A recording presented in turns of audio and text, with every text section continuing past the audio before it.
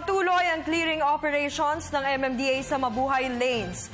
Mga kalsada sa Maynila, tinutukan ng ahensya. Ang ulat mula kay Jervis Manahan.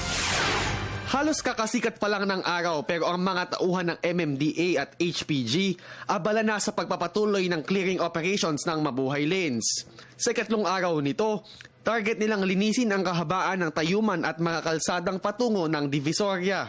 Para po sa araw na to, special request po to ng Manila na ito pong mga Mabuhay Lanes, 15, 16, and 17, all leading to Divisoria. Concentrate po tayo ngayong araw dito sa tatlong lanes na ito. Sunod-sunod na hinila ang mga sasakyang nakaparada sa mga bangketa, kabilang na ang pulang kotseng ito. Nakiusap naman ang may-ari ng jeep na si Nilo Polinta na tikitan na lang ang kanyang jeep at huwag nang hilahin pa. Pagkatapos tikitan, itinulak na lang ang jeep sa tamang paradahan. Atak na yung jeep namin. Tapos umingi po ng konting usap sa kanila na huwag muna atakin. Mas maayos na raw ngayong araw kumpara sa unang 2 araw ng clearing operations ng Mabuhay Lanes.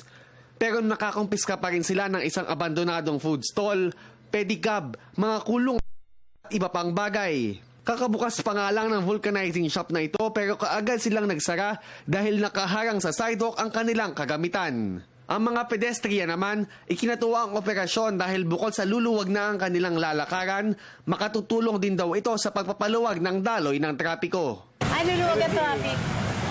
So parang pabor po kayo dito? Oo, papula.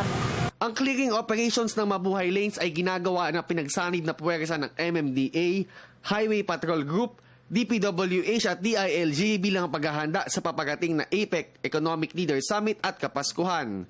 Inaasahang tatagal ito hanggang Enero. Para sa Telebisyon ng Bayan, Jervis Manahan.